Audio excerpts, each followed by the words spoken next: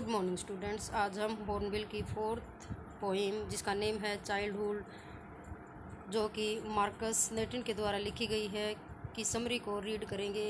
और मार्कस नेटन एक Norwegian poet हैं और इस पोइम के थ्रू वो क्वेश्चन कर रहे हैं अपने आप को कि मेरा चाइल्डहुड यानी मेरा बचपन कहाँ चला गया और कब चला गया। यानी कि वो हमें इस पोइम के थ्रू बताना चाहते हैं कि वे अपने बचपन को बहुत ही ज़्यादा मिस करते हैं और वे सोचते हैं कि कब उनका बचपन उनसे दूर चला गया और उन्हें पता ही नहीं चला। उसके आंसर ढूंढने की कोशिश कर रहे हैं। तो आज now let us begin the summary of the poem. In this poem the poet wonders when he lost his childhood.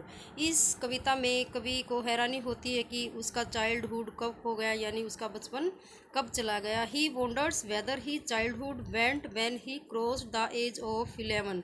उसे हैरानी होती है कि क्या उसका बचपन तब खो गया जब उसने 11 साल की उम्र पार की, यानी कि वह जब 11 साल का हो गया तो उसको हैरानी होती है कि उसका बचपन कहाँ चला गया। वो क्वेश्चन करता है।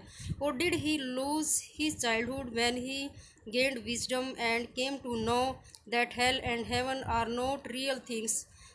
या उसका बचपन तब खो गया जब उसे विजडम यानी कि बुद्धिमत्ता की प्राप्ति हुई, जब उसे नॉलेज हुई और यह ज्ञात हुआ कि नरक और स्वर्ग वास्तविक चीज़ें नहीं हैं। This can not be found in geography books. Geography means भूगोल।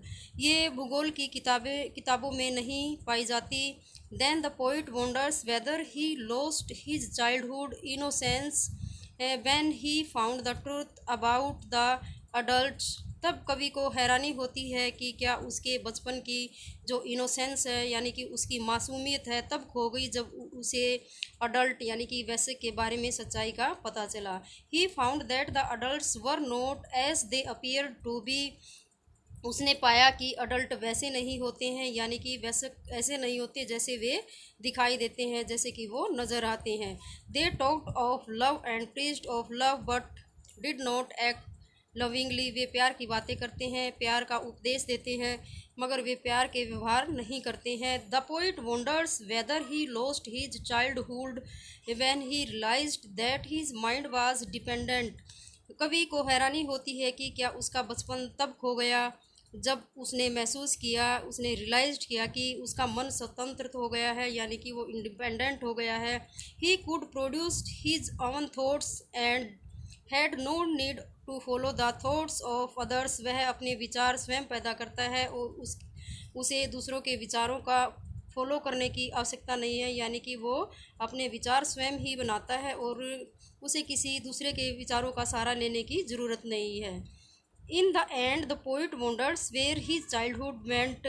और अंत में यानी कि लास्ट में कभी हैरान होता है कि उसका बचपन कहाँ गया। He thinks that it gone's and hidden itself in same infant face. वह सोचता है कि यह जाकर किसी इन्फेंट यानी कि शिशु के फेस में छिप गया, यानी उसके चेहरे में छिप गया।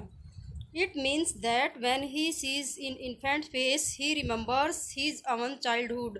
इसका अर्थ है कि जब वह किसी इन्फेंट के फेस को देखता है यानी शिशु के चेहरे को देखता है तो उसे अपना बचपन याद आता है।